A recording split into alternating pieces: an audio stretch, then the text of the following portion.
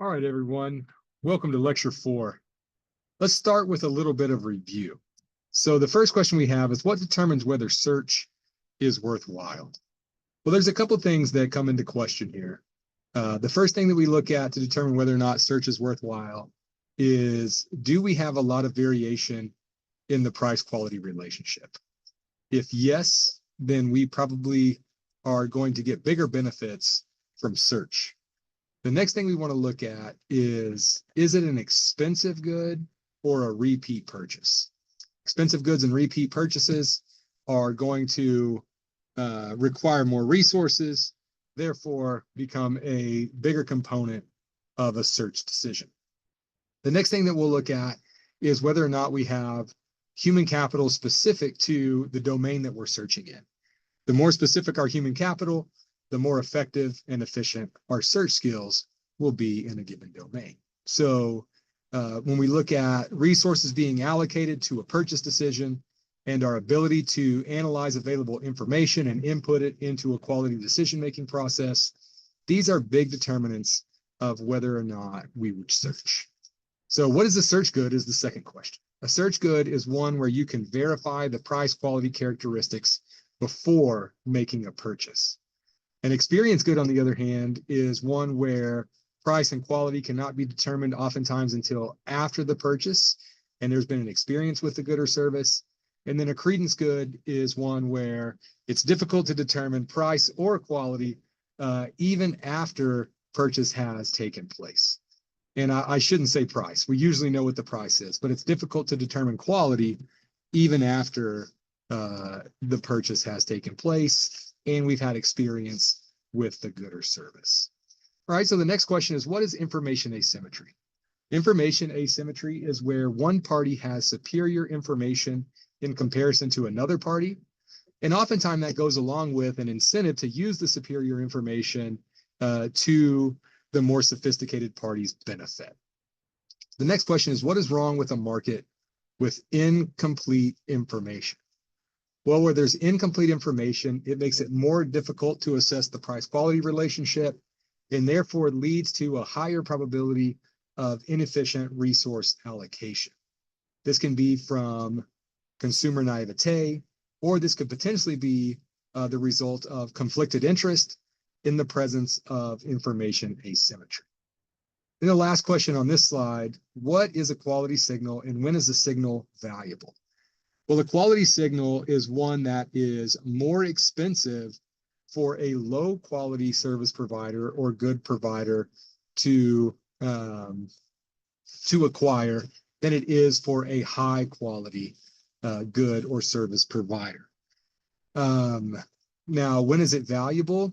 It's really valuable when we're trying to distinguish quality in a purchase decision, right? So if there's any information asymmetry, it further exemplifies the value of a quality signal. For example, if we're in a complex market like financial advice, a quality signal will be one where it's more difficult for a low quality provider to uphold that signal than it is for a high quality provider. And it'll be one that points consumers in the right direction when there's information asymmetry. So we would say that an advisor has superior information when it comes to guiding and directing someone's resource than does the client, right? So in this case, even though we probably are working with smart clients, a lot of times we would say that the advisor is the sophisticated and the client is the naive. And so when we're looking at a signal being valuable, can a signal point towards advisors that are more likely to put the client's best interest ahead of their own, even in the presence of a conflicted interest? Not only that, but does the advisor more likely have more domain-specific human capital, higher levels of education and expertise, higher levels of experience, all of which would likely be contributors to the quality of advice that they ended up providing to the client at the end of the day. All right, so that's a nice segue into our next slide, right? So what are signals? And I've just given you some examples of things that consumers might perceive as signals specifically in the financial services sector. All right. So if someone has a nice office, we might say that that signals their success. Or if they wear a suit and tie, these things are very visual signals of someone's potential stature in the industry. Other things that might be a little bit more objective would be a professional designation or certification or license, and a list of references that could attest to the quality and expertise of a given advisor. And then the last thing that might represent a signal is an advisor's willingness to bond themselves, right? To subject themselves to lawsuits in the event of a situation where there's potential concern about an advisor's ability to service well.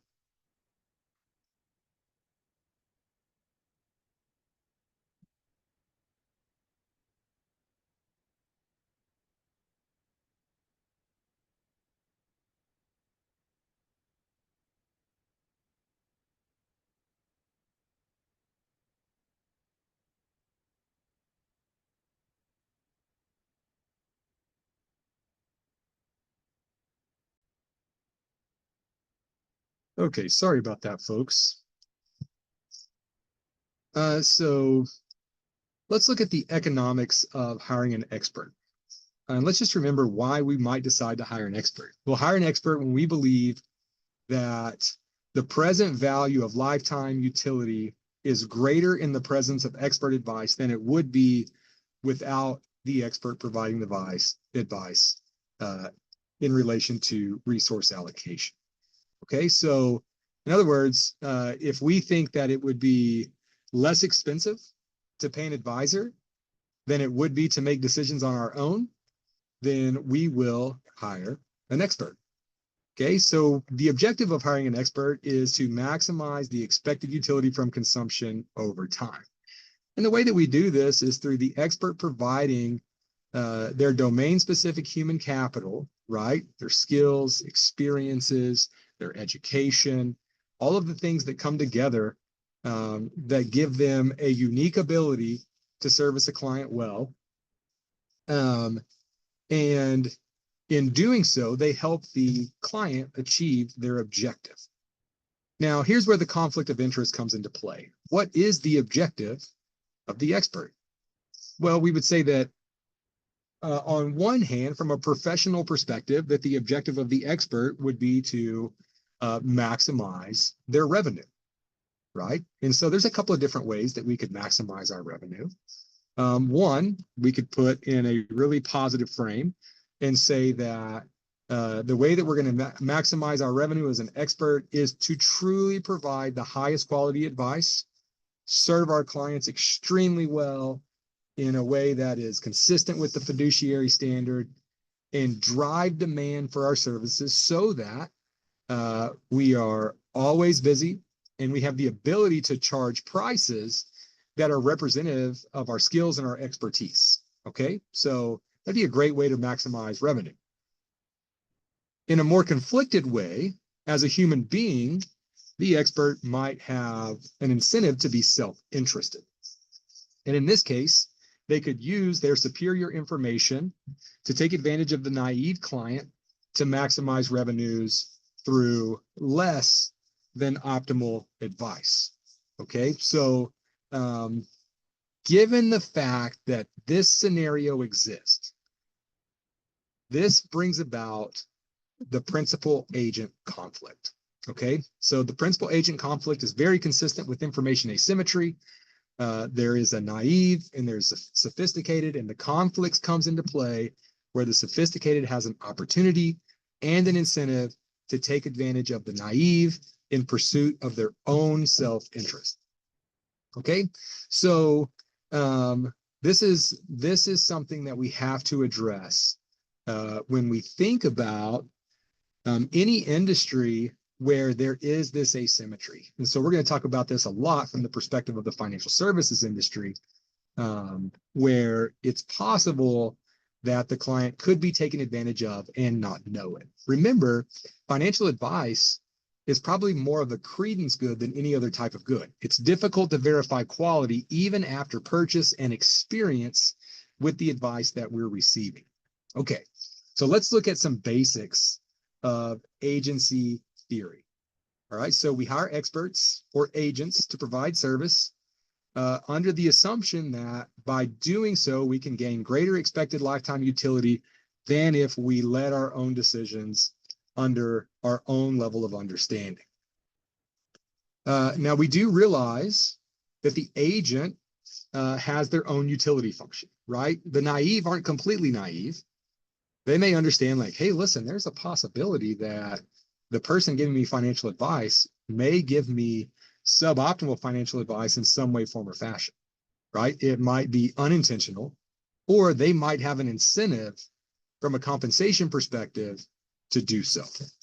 All right. So because we recognize that, we engage in behaviors to make sure that the agent doesn't take complete advantage of us. Okay. So there's 3 ways that we do that.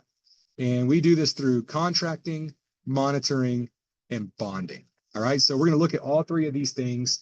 First things first is we have contracting, right? Through contracts, we create incentives so that the interest of the agent and the principal are aligned, right? So we're going to sign a legal document that says, hey, listen, this is my responsibilities in this relationship. This is your responsibilities in this relationship. If there's breach of contract, if there are actions that create misaligned incentives, then we can terminate this relationship, or we may be even able to take legal action to monetize bad behavior. Okay, so contracting can be quite effective. And it can be through a compensation method. So if we look at something like assets under management, I'm going to charge you an AUM fee. My incentive is to grow your assets over time so that you have more resources available to accomplish your goals. And in doing so, you're served well. But at the same time, so am I. If I grow your assets the way that I think that I can, being an asset under management firm, then we can generate more revenue, which is also benefiting the agent. Okay, so that's a way of using contracting to align incentives. Okay, now not all contracts do an awesome job of aligning incentives. That doesn't mean that they're bad. Okay, so I just gave an AUM as an example of a good way to align incentives. Let me be very clear though, because we're going to talk about commissions a little bit. AUM has its flaws, right? Under an AUM structure, there can be misaligned incentives between the client and the advisor. So I'm not suggesting that one is good or one is bad. What I am suggesting is that in every scenario, we have to understand where incentives align and where incentives may not align, and how when we have misaligned incentives, that might impact the behavior of a party in the relationship. Okay, so commissions catch a lot of grief because it's generally, well, the negative perception of commissions is maybe the best way to say this, is that agents have an incentive to sell products that pay the biggest payouts, regardless of whether or not they're in the best interest of the consumer. And because a lot of financial products are sophisticated, it puts them in a place to where it can be a credence good, right? Financial products can be a credence good, and the client really never knows if they got taken advantage of from a commission perspective. Okay. Now, on the flip side of that, commissions are very transactional, right? So if you need something, we can make a recommendation. We get paid on the front side of that recommendation. And let's just say theoretically and simplistically speaking, there is no additional compensation from that deal. So I got paid for addressing an issue, and I'm not going to continue to get paid from that recommendation moving forward. So that's maybe a more positive side of commissions. It's more of a pay as you go for value add given a circumstance than what maybe an AUM model would be. Okay. Now, monitoring, right? Monitoring assumes that the principal can keep an eye on the agent to make sure that they're not shirking, right? Or charging excessive fees that don't need to be in place and taking advantage of the principal at the end of the day. Okay, so the question is it reasonable to expect that a principal could adequately monitor an agent? And we would say probably not, right? Remember, the agent's sophisticated, the principal's naive. The principal hired the agent under the recognition that the agent had more domain-specific human capital than does the principal. So there's an admission on the front side of this relationship that monitoring might be difficult. They have a skill set that I don't have. And so when they take action with that skill set, it's hard for me to determine the quality of those actions because of the gap in our expertise. Okay.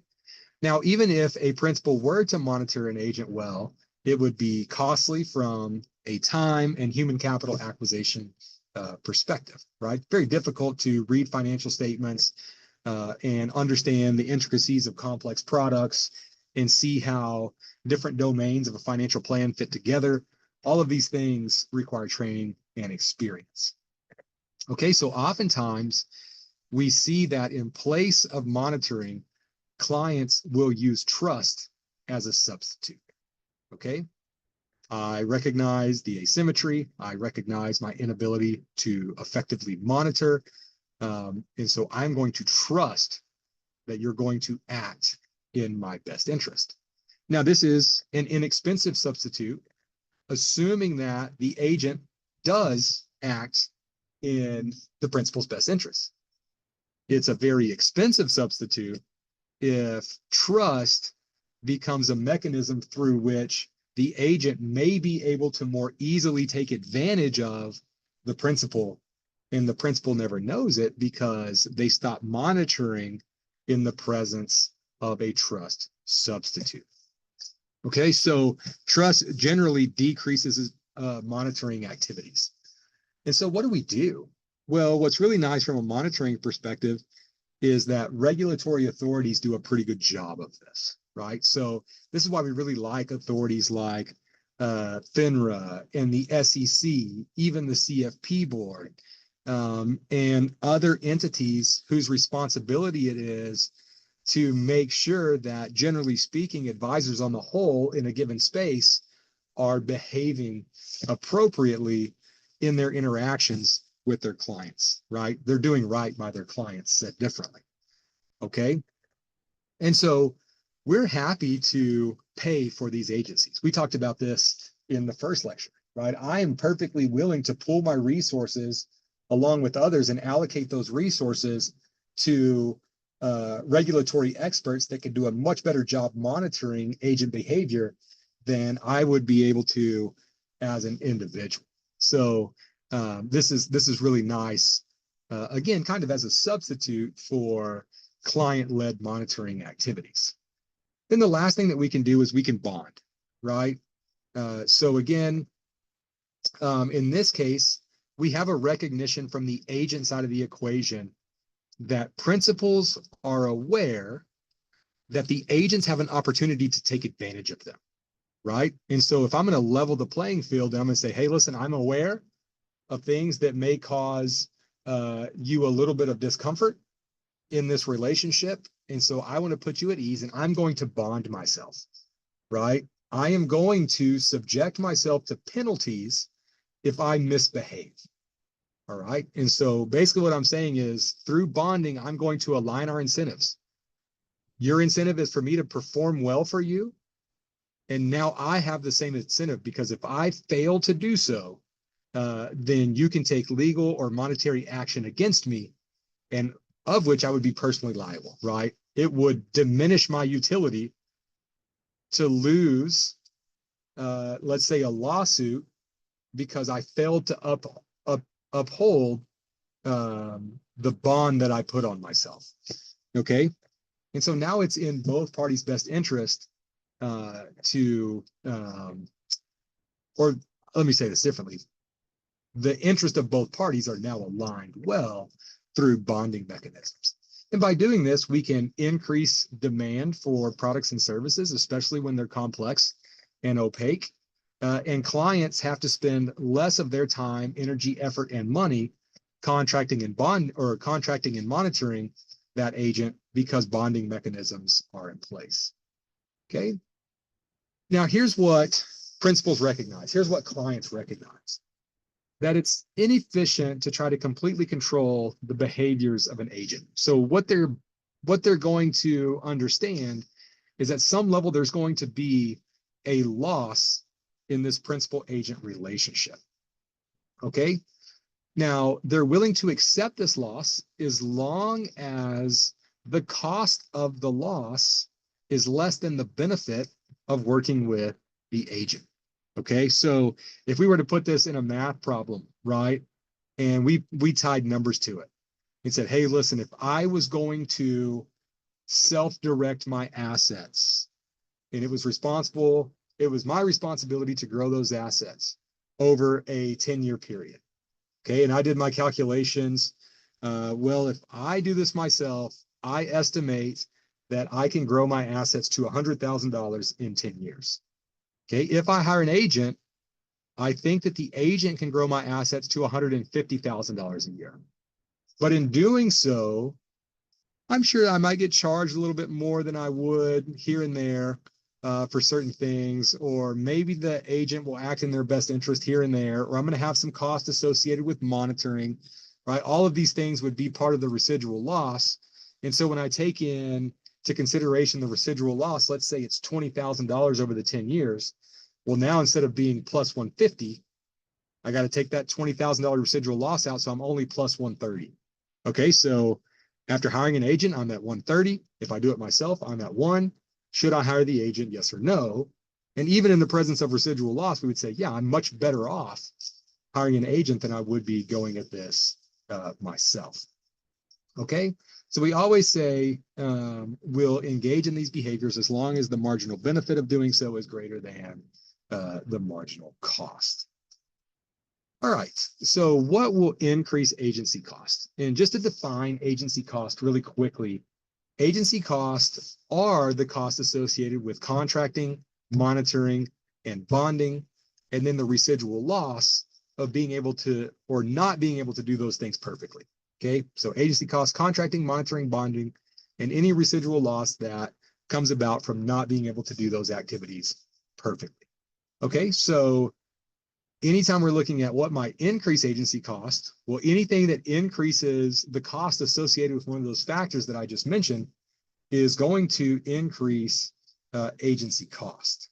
Okay. Another thing that increases agency cost that we haven't talked about already is the cost of moving to another agent. Okay. Now, oftentimes, this is an interesting concept because oftentimes people perceive the cost of moving to be greater than it actually is. And the reason they perceive that is because oftentimes there are monetary costs of doing this, and then there are psychological costs of doing this, right? I've got to break a relationship that's supposed to be founded on trust to make the move.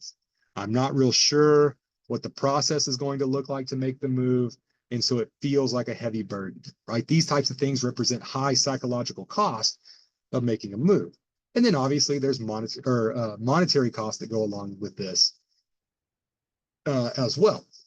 And so when you combine the two, the perception of a move, or let me say that differently, the perception of the cost associated with the move might be higher than the actual cost of doing so.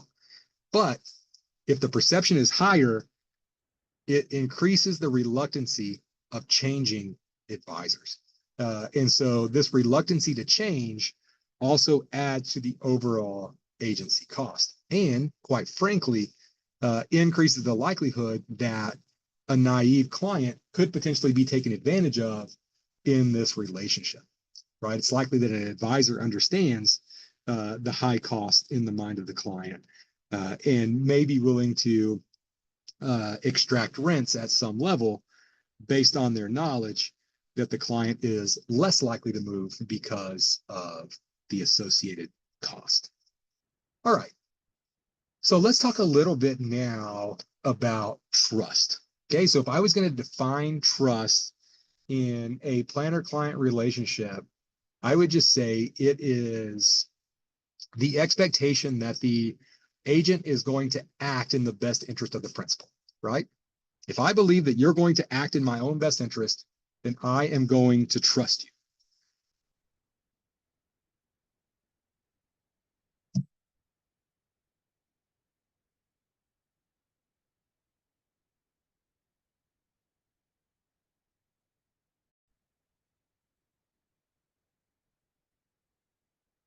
All right, let's pick back up where we left off.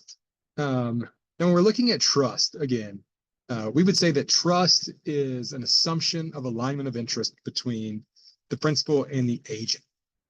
Okay. Now, if we said this a little bit differently, we would say that this is a reduced willingness to take advantage. Okay, so this person is not going to charge me more than they should. They're not going to underperform in their diligence. They're going to act at the highest professional manner to make sure that the advice quality and how I'm being charged for that quality of advice is as appropriate as possible. So the question is, how does a planner build trust? Well, we can go back to what we said earlier, and we can say that planners can build trust through signals. Now, this is awesome if planners are building trust through high quality, valuable signals. We've already defined what that looks like. The problem is that sometimes planners can use what I would call shortcut signals or lower quality signals, and clients still perceive them as signals that are adequate to suggest trustworthiness. And this is a problem, right? This is another way of saying that trust could potentially be an inefficient substitute to monitoring, is because we've observed something and from that observation place trust when trust wasn't necessarily an appropriate reaction to the observation that we made. Good example. The advisor sent me a birthday card, right? The advisor knows the names of my children, right? These are signals. These are signals that this person thinks about me, thinks about my family, cares about us in this relationship. But the reality is it's not a costly signal. It's not valuable at the end of the day, but we can observe that and say, well, they must be acting in my best interest because they care about me. Okay, so trust is really good, and advisors can build trust through signals, and we're doing so with high quality signals. That's great. When they're building trust through signals that aren't as high quality, then trust ends up creating an opportunity and potentially an incentive to take advantage of the advisor. Now, don't hear what I'm not saying. Just because your advisor sends birthday cards or knows yours and your wife's anniversary and acknowledges that in the client meeting, that doesn't mean they're not trustworthy, right? Those are good things. But if they're doing that absent of high quality signals, we can't look at those things as sufficient for trustworthiness. Okay. And so we kind of talked about these different things that are on the remainder of this slide. Now, the question is, do short-run contracts erode the benefits of trust? Kind of like we talked about in our last class meeting. Once we realize that there's a conflicted interest, it's the first time we're like, wait a minute, is there an issue here that should raise my awareness to some extent? Well, one of those things can be contracting, right? Contracting are documents that are basically set up to say, hey, listen, we are putting this in place so that it's clear that we have aligned interest. And in some cases, we're like, well, I didn't realize we didn't have aligned interest beforehand, right? We shook hands, we know each other. I'm here because I trust you. Why do we need a contract? And so sometimes when we have things like this in place, they can erode trust. Now, that's not always a bad thing, right? Because misplaced trust, as we've talked about already, can be quite expensive. And so a little bit of loss of trust in the presence of a contract might not be a bad thing. And the contract can actually serve as a better mechanism to potentially objectively align interest than does trust.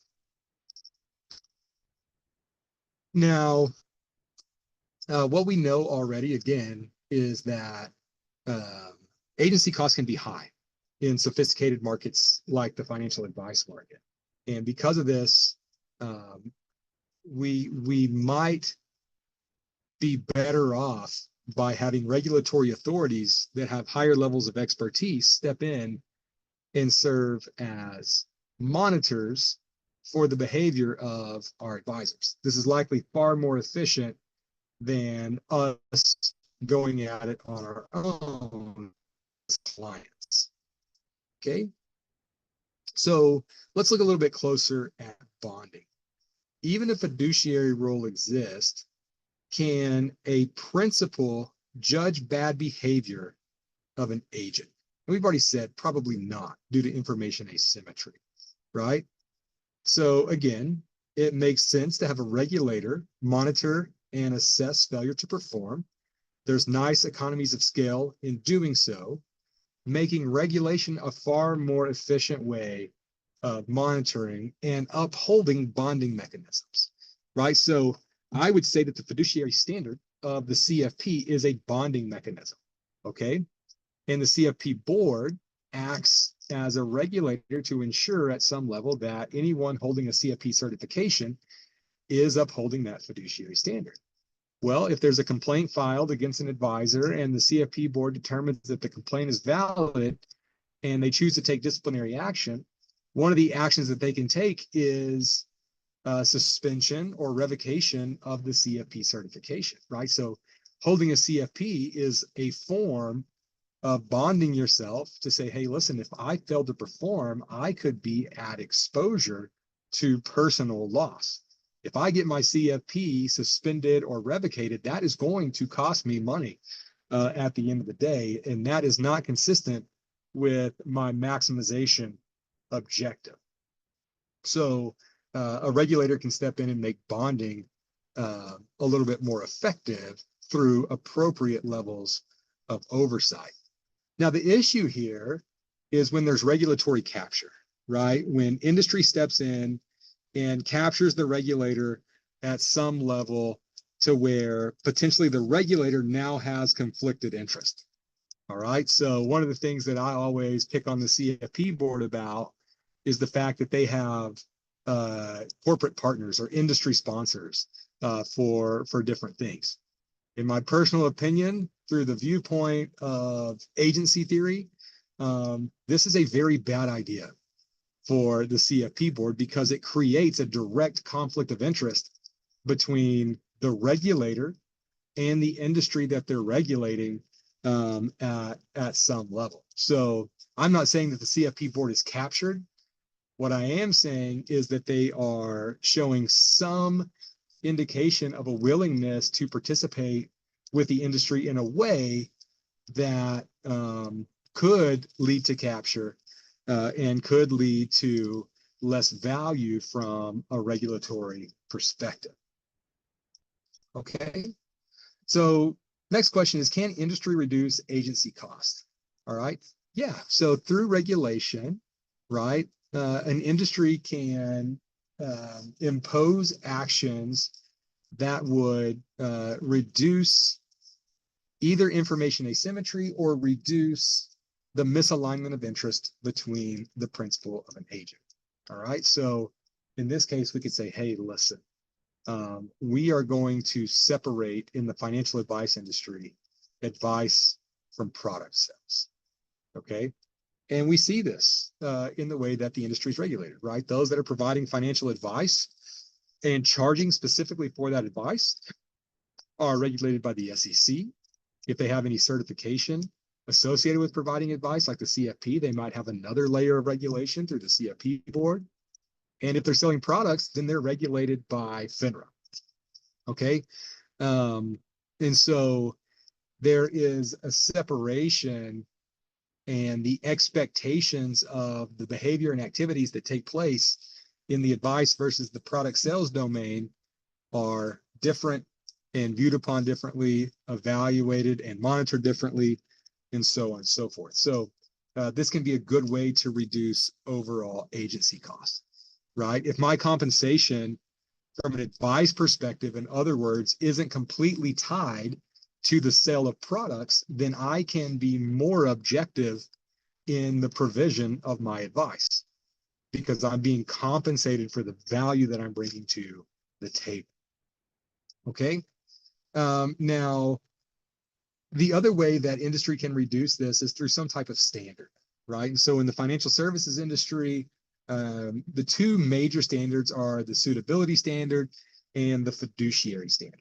Okay, so the suitability, as we talked about in class already, is a rules-based regulation, as to where the fiduciary is a principles-based recommendation or regulation. Okay, so when we talked about this, we basically said anytime we're dealing with rules and incentives, the incentive in relation to a rule is to operate at the rule's minimum. Okay, and so we can be within the boundaries of a rule, but there could have been something that was better for my client at the end of the day. Okay, so with, and this again, this is theoretically speaking, with suitability standards, there's still an increased incentive to extract rents at some level, to charge more than maybe we should in our own best interest for certain activities, and still be within the guidelines set forth by the regulatory authority. Now, again, don't hear what I'm not saying. Am I saying that that is impossible under other compensation structures? Absolutely not, right? But if you bring in a fiduciary standard is kind of like the golden rule, right? The CFP board has the fiduciary standard, and then underneath it, they have the code of ethics.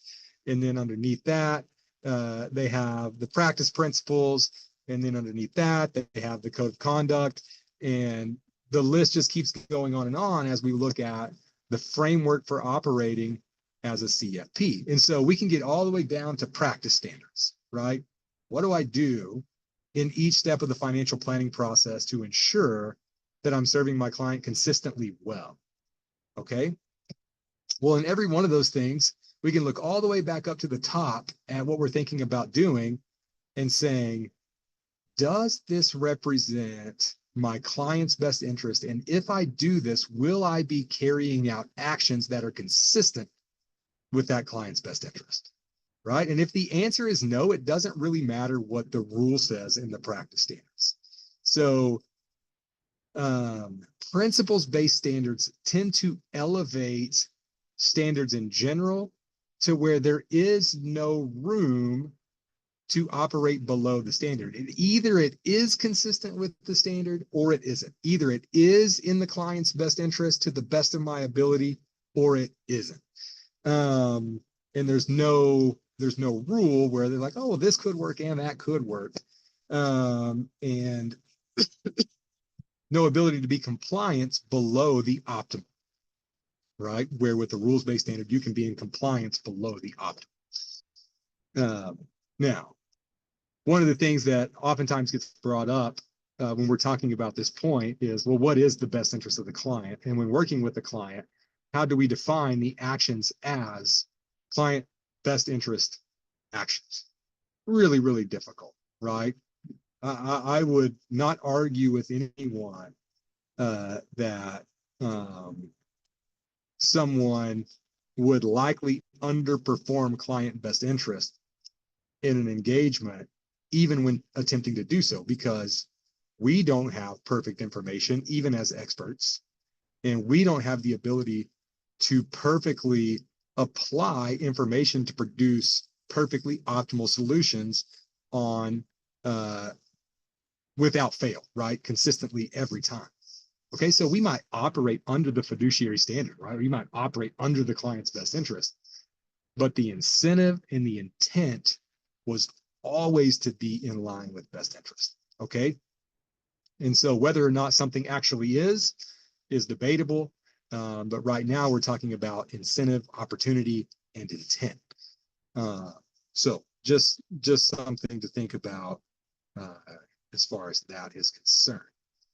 All right, so we just talked about some of the problems with fiduciary, right? Best interest can be subjective. And we could potentially expose to litigation under this standard, right? So a client or a planner could do everything in their ability to act in the client's best interest. And at the end of the day, the recommendation doesn't go well.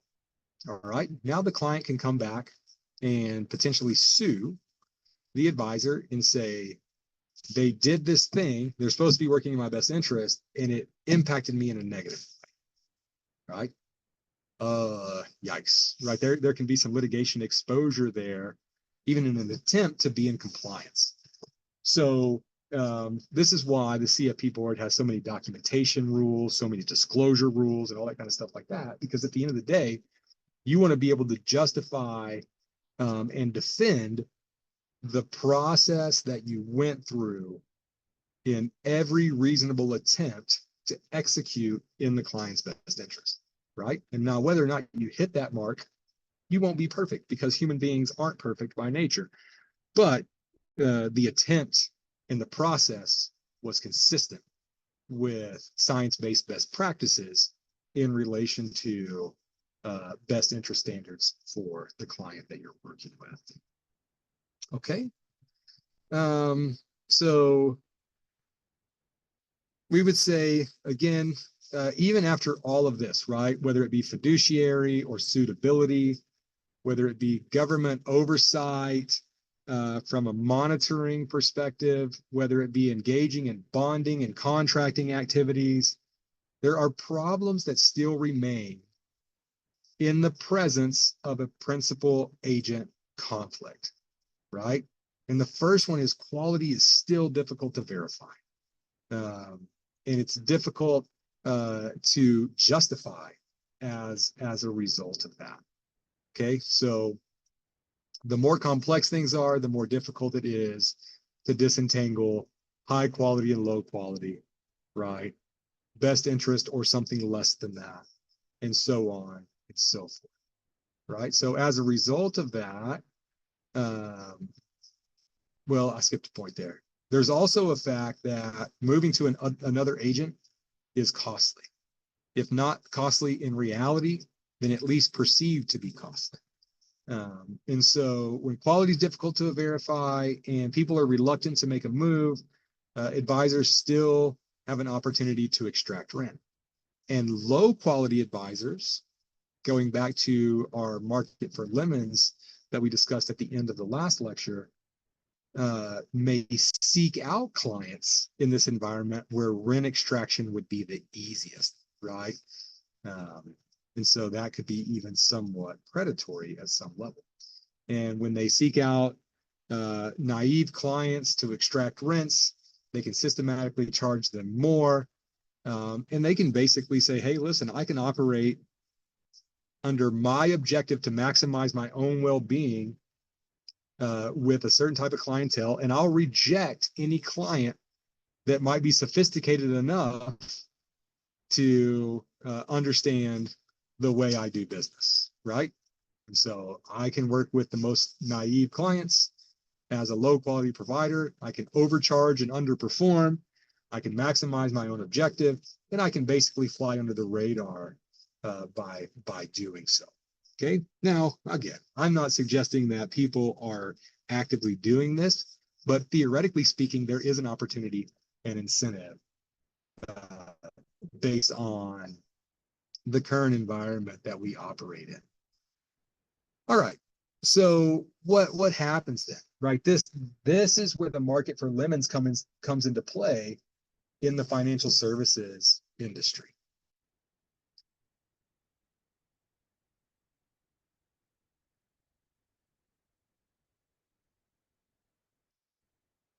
Okay.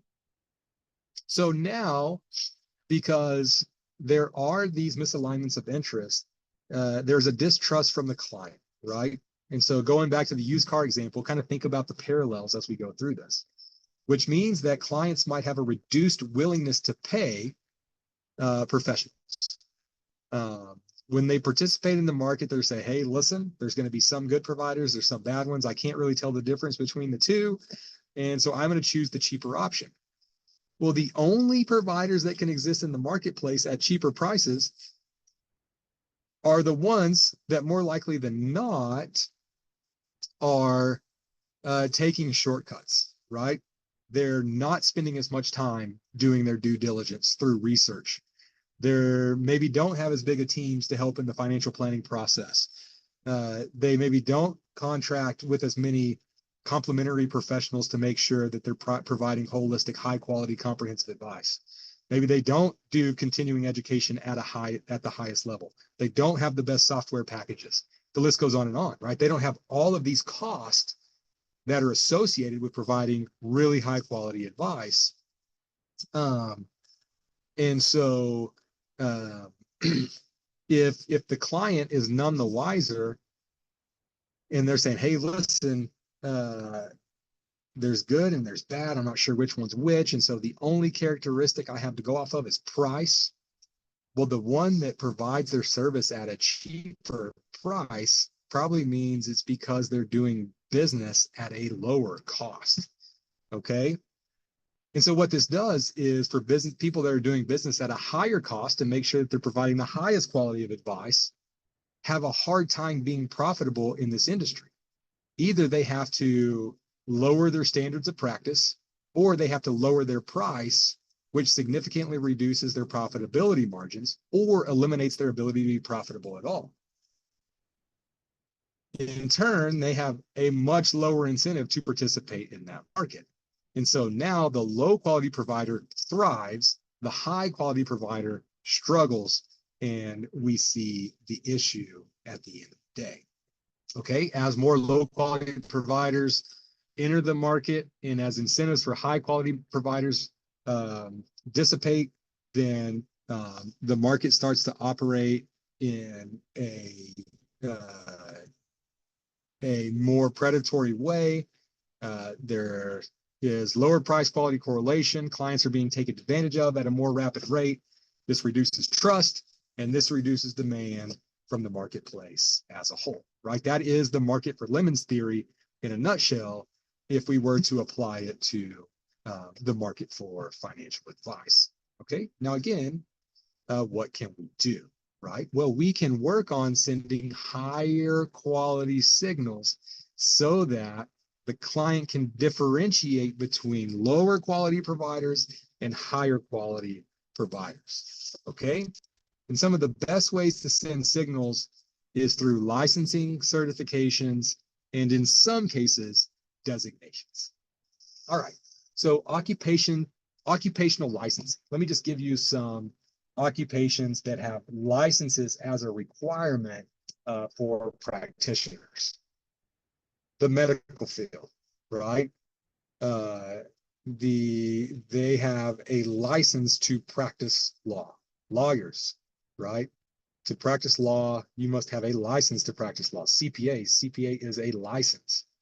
And with a license, again, you have a very strict entry into the profession, okay?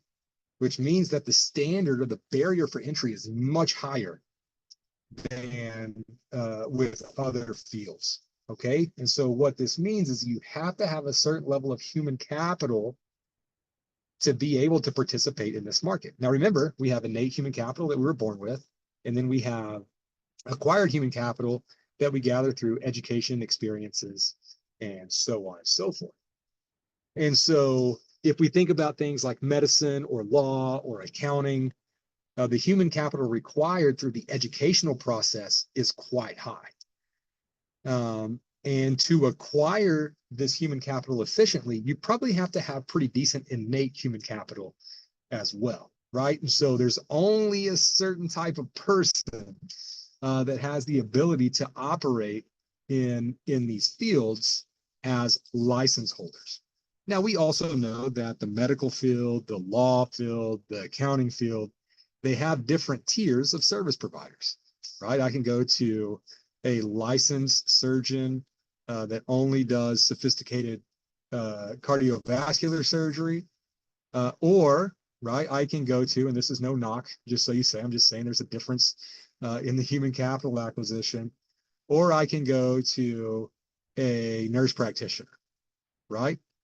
Now, the nurse practitioner still has a ton of human capital, both innate and acquired, but not at near the level as the cardiovascular surgeon, right? So there's still a place, right? You could even go further down the line in that example. Same thing for accounts, right? You could have a CPA, or you could have an enrolled agent with the IRS, or you could have a bookkeeper, right? All of which serve a function, but you can't get the license to operate at the highest level without the highest level of human capital in that marketplace. That's a big difference than financial advice, right? You can provide financial advice with relatively low levels of human capital, okay? Uh, a lot of ability to enter the marketplace with very limited education, a lot of ability to enter the marketplace and hold yourself out even with lower quality human capital as if you have really high quality human capital. Right? That's very different than medicine, right? I can't hold myself out as a cardiovascular surgeon if I'm not a cardiovascular surgeon.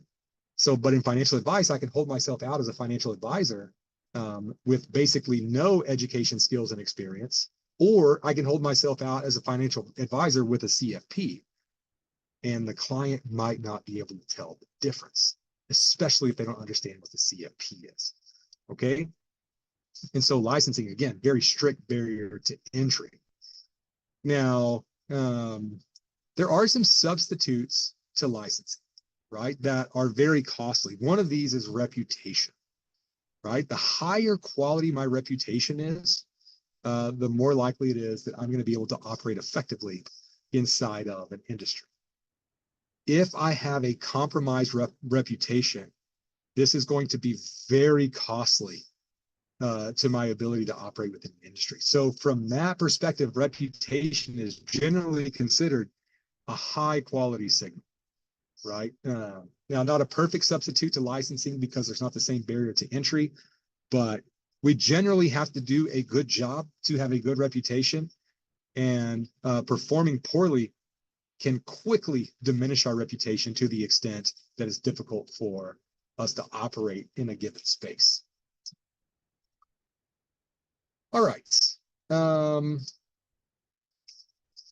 let's talk a little bit about some licensing basics. Okay. Now, when we're looking at licensing, we're understanding that there's a natural information asymmetry, right? A licensed professional is very sophisticated, and the people that they serve are likely not near as sophisticated in the same domain. Okay. Because of this, there may be diminished incentives to increase quality, right? I'm going to operate at the minimum quality required by the license. And because there's such a big gap in the sophistications between the principal and the agent has no incentive whatsoever to increase quality. Okay. Now, in addition to that, because it has such a high barrier to entry, it may limit the market where people demand lower levels of quality. Okay.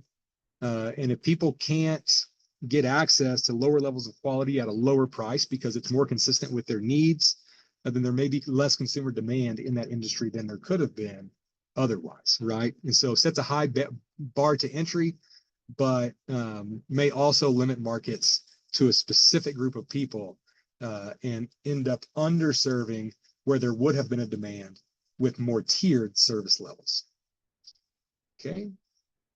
And so what this does is it removes an entire segment of people that would have participated in the market as producers, and an entire segment of the market that would have participated as consumers. Okay. But the trade-off of that is there's significantly less variation in service quality. And we accomplish this through input control. So the negatives of licensing, to some extent, again, there might have been a demand for less expensive, less sophisticated advice, right? You can't get the license unless you have the appropriate human capital to get it. Again, that's going into the barrier to entry, which means that A portion of the population that would potentially be interested in practicing in a given field has no opportunity to do so. And so again, this reduces supply. This also reduces competition. Okay, and without competition, we know that innovation might be restricted to some extent. And again, the incentive to compete on quality might be limited to some extent as well. All right, so that's kind of the basics of licensing. The next thing we want to talk about is certification.